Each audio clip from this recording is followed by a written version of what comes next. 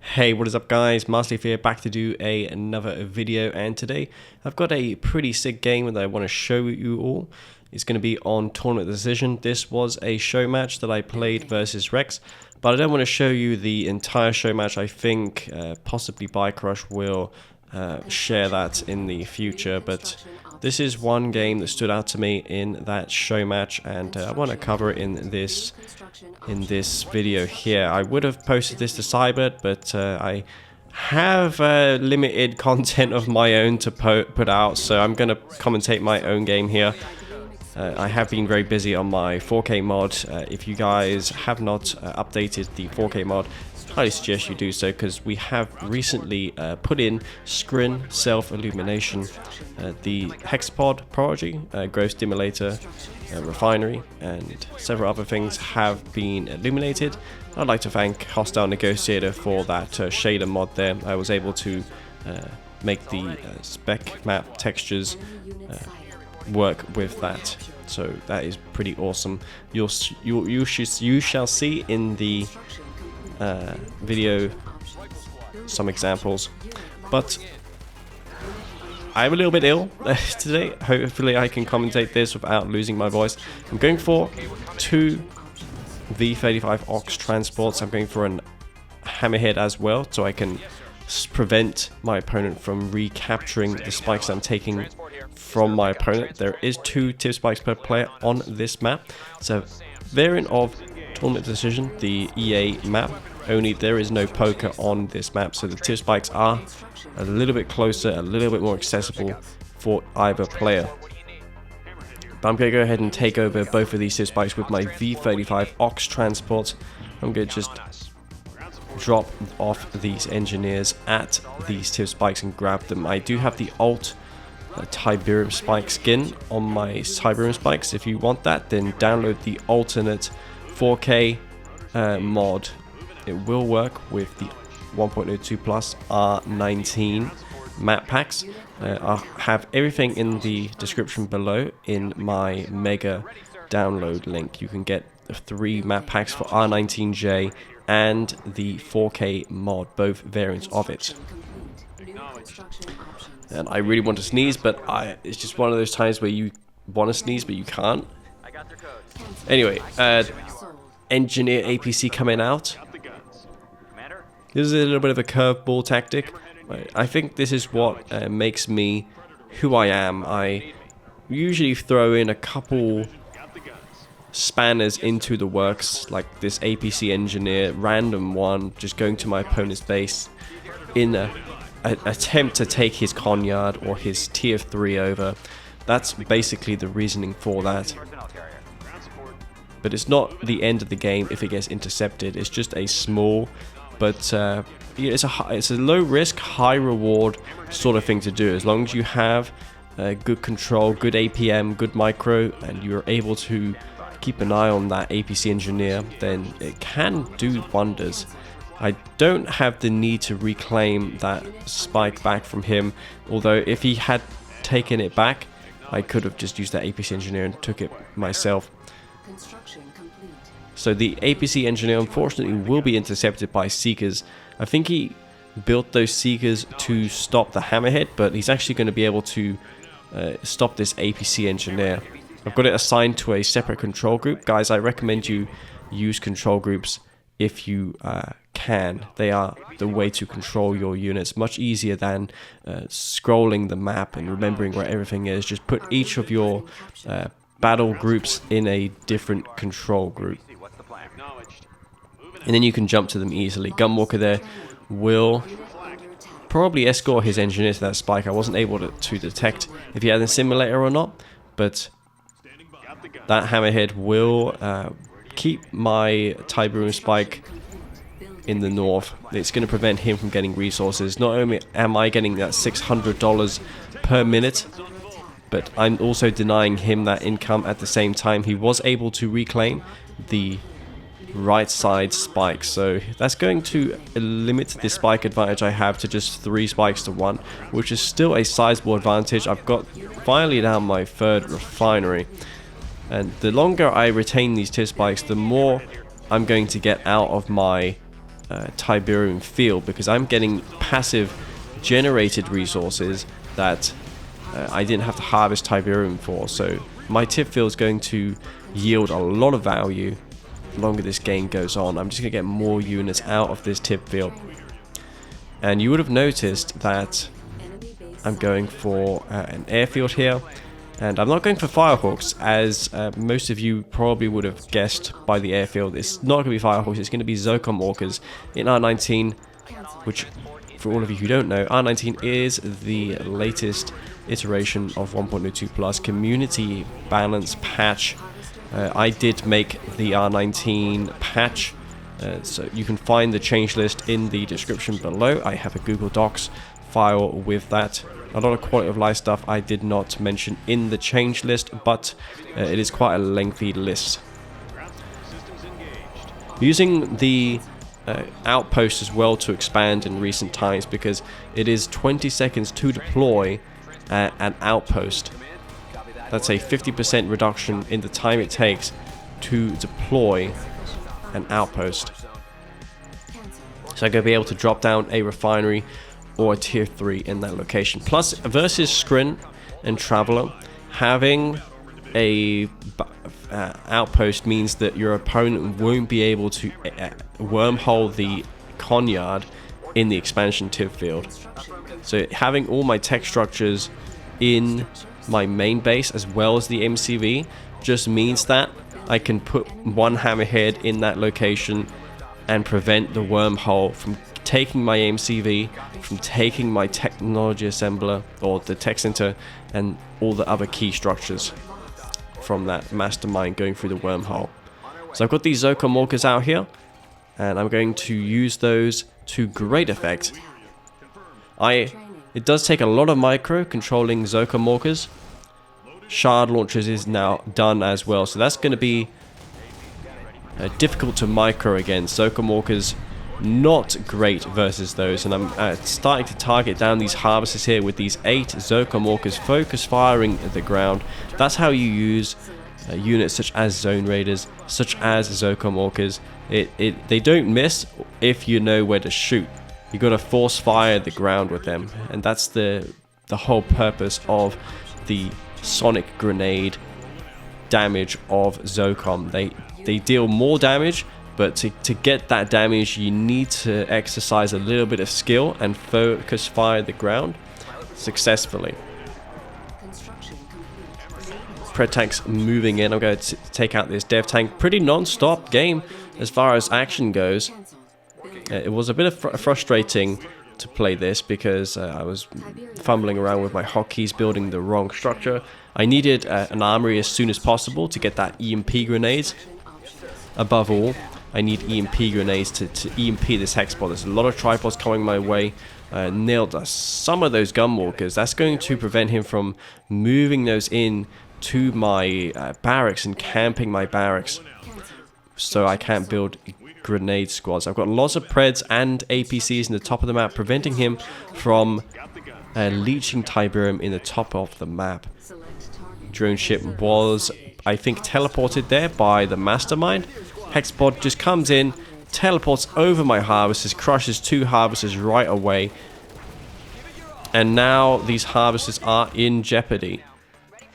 I actually rallied them over to the top of the map because I was unsure if I was able to hold this position, and I thought, hey, it's a little bit less risky going for that Tiberium in the top of the map. But unfortunately, that's going to mean I'm going to be out of funds for quite a while. It's going to take a long time for me to bring in those resources. This hexapod has a recycling system, and it can generate resources through the deaths of the enemy units.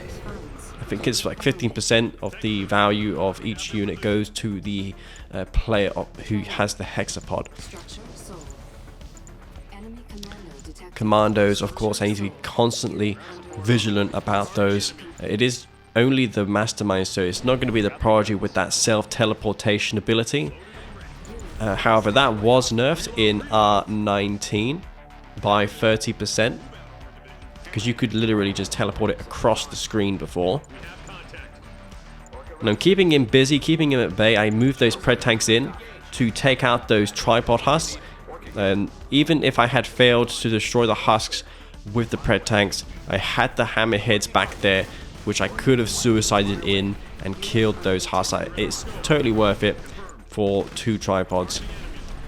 I'm keeping the tripod numbers down, which is essential as ZOCOM, because I don't have the same armor, the same firepower compared to the Scrin player.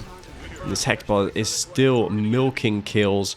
2 tripods out here. These ZOCOM walkers, I've been struggling to get value out of them in recent time because he has shard AA everywhere. Buzzer Scout in the base, that did make me a little bit paranoid that he could have a bunch of units coming through a wormhole. But the thing is, the ZOCOM walkers deal splash damage, so if I spot a wormhole, then I can kill the tripods coming through it. But he does use the wormhole on my Reclamator hub. Maybe a little bit of a mistake putting my Reclamator hub there, but that's going to be terrible news for me, because now I'm without epic unit. He's harvesting Tiberium from that expansion field. I'm barely harvesting tip myself. The ZOCOM walkers will find yet another harvester. I've got those 2 hammerheads there just hoping to intercept the mastermind, but I was never able to spot it. He's got that bunker next to my base garrisoned up. He's going to spot everything that's going on. He'll see what the deal is. He knows exactly what he's up against. This is an issue. Reclamator hub coming down. I'm going to put it in a little bit more protected position, but out of range of the Devastator warships if he decides to build those later on. I'm keeping a couple tanks in the top just to stop his harvesters from leeching that field. He's going to be out of funds soon. I have more total funds available to me if I survive, because I have been able to secure the top left field. Even though I don't have an expansion set up there with an outpost or an MCV, I can just leech that field because I have units to protect my harvesters, whereas he does not. Going in for the Corruptors, I nailed 2 of them right away. Devastator warship moving in, and that's going to find the anti-air of the Zone Raiders. The Zone Raiders are actually using their shoulder-mounted missile packs to kill this dev ship, and it's just about going to save my Reclamator hub. EMP grenade squad right in front of that Rec hub, going to save my Reclamator hub there. He wasted a Devastator warship, almost got the Marv facility. That would have been game, so you can't blame him for attempting that. And I was thinking at this point, yeah, I need to go for some sort of anti-air. Instead of Firehawks, because of the shard AA, I decided to go for tungsten shells. I just think that tungsten is the way to go. If I can get the upgrade, then I only need 2 or 3 slingshots, and I can kill those dev ships. I can EMP his ground forces with the EMP grenades, and then just move a couple slingshots in to deal with the air units that he builds. Drone ship moving forward to place down forward AA defenses, because I still have those ZOCOM walkers flying around. I haven't been able really to kill much with them, but I'm just standing by, waiting for the opportunity to strike. It's gonna again secure that top field for me. Hexapod just chilling there. He's got that self-illumination on it, so Hexapod glowing. It looks even better on night mass, but you can kind of make it out. Engineer, I'm going to go ahead and take over this EMP spike. 3-minute cooldown, I believe, on the EMP. Unless it's 180 seconds. I think it's 180 seconds.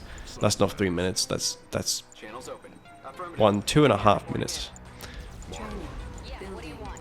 Marv taking damage. Hexbot has more range, so unless I move this Marv forward, that Hex is just going to get free damage off on it. Orcas just flying around. Micro is key. Look how much micro this is taking. This is an insane amount of unit control that I am required to do. And this game has basically been non-stop since the very start. This is why I wanted to highlight this game, guys, because it's still hanging in the balance despite this expansion I've set up in the top. But this Marv is on half health almost. My opponent is moving in here with an Eradicator Hexbot, Devastator warships, as well as tripods. So this is obviously an issue for me because I don't have anything besides this Marv to really hold this off. Hammerhead there will prevent those harvesters from reaching that Tiberium spike. Tiberium, he did notice it in the nick of time. 3 slingshots there with the tungsten shells, I'm going to be able to absolutely annihilate aircraft with those. So I'm going to do a 1-2 punch here, EMP that Eradicated Hexapod, move in with the slingshots, take out the dev ship, and then move back.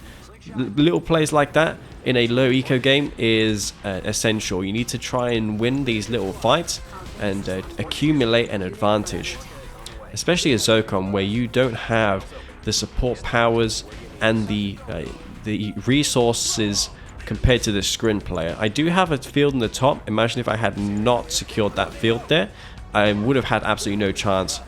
So here comes another combination. I'm going to use these EMP grenades and land EMPs on the gunwalkers. I smash all the gunwalkers with the ZOCOM walkers.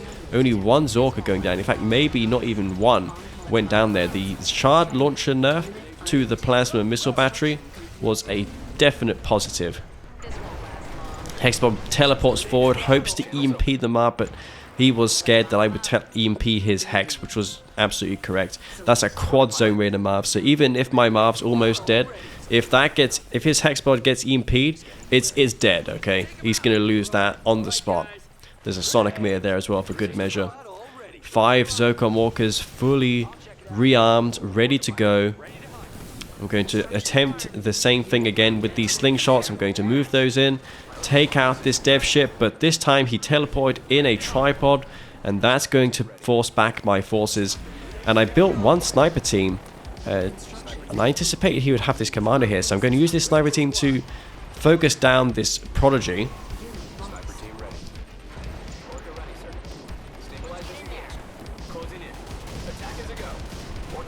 Alright guys, I'm back. I almost lost my voice there, but hopefully I can get through this cast without losing my voice. That would be nice.